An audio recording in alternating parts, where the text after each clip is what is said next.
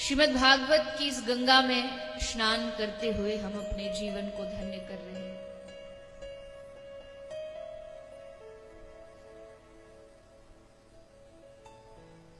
भगवान का साक्षात स्वरूप श्रीमद् भागवत, और उसको सुनने का अवसर प्रभु ने हमें इस 7 दिन तक दिया है, जो हमारे जीवन के कल्मशों को दूर करने वाला है। हमारे हृदय में जो कुछ दाग लगे हैं, उनको स्वच्छ करने का काम श्रीमद् भागवत के शब्द कर रहे हैं।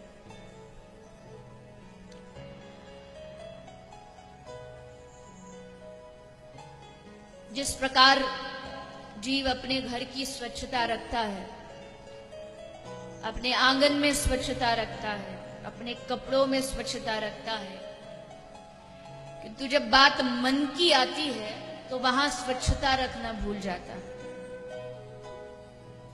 और वहां न जाने दुनिया की कितनी गंदगियों को समाये रखता है। द्वेष, ईर्ष्या, लोभ और उन सब अवगुणों से अपने हृदय को स्वच्छ करता है, गंदा करता है। किंतु हृदय को साफ करने का विज्ञान ने आज तक कोई डिटर्जेंट नहीं बनाया, कोई साबुन नहीं बनाया जिससे हृदय को धोया जा सके। लेकिन हृदय को धोने के लिए और उसको साफ करने के लिए, जिस प्रकार वस्त्र को धोने के लिए साबुन चाहिए, पानी चाहिए, जल चाहिए, वैसे ही भागवत के शब्द साबुन का, डिटर्जेंट का काम करते हैं। किंतु केवल साबुन से भी काम नहीं चलेगा, कपड़े धोने के लिए पानी आवश्यक है।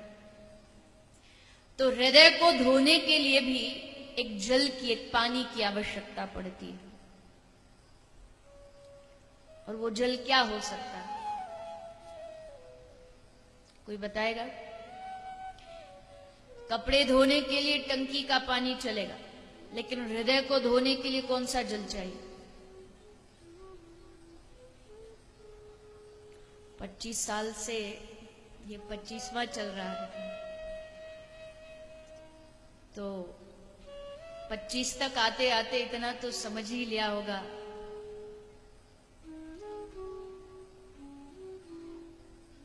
पच्चीस क्या, 2500 भी कर लो, लेकिन अगर हृदय स्वच्छ नहीं है तो लाभ क्या हुआ? तो हृदय को स्वच्छ करने के लिए पानी चाहिए, लेकिन वो पानी टंकी का नहीं, मिनरल वाटर नहीं, बारिश का पानी नहीं। अगर हृदय को स्वच्छ करना है तो आपको भगवान की याद में अपने आंख से अश्रुओं का पानी बहाना होगा। जो कभी भगवान की याद में रोया ना हो ना, उसको भगवत प्राप्ति आसान नहीं है। देखिए, दो तरह की कथा होती है, या कह लीजिए 2 तरह के भजन होते हैं। एक वो होती है जिसको सुनकर के आपका नाच निकले, जिसको सुन के आपकी हंसी निकले, आनंद आपको प्राप्त हो।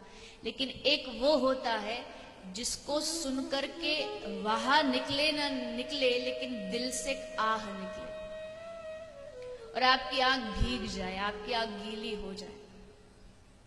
भगवान की याद में आदमी कितना रोया है। कभी परिवार के लिए रोता है, कभी पुत्र पुत्री के लिए रोता है, कभी रिश्तेदारों के लिए रोता है। लेकिन वो कौन सा दिन आएगा जब हम दिल से अपने भगवान के लिए रोएंगे? और एक बात गांठ बांध लेना, डायरी पेन में अच्छे से लिख लेना कि वो जो भगवान है ना, वो बिना रोए कभी मिलता नहीं, कभी नहीं मिलेगा जब तक उसके लिए रोएंगे नहीं।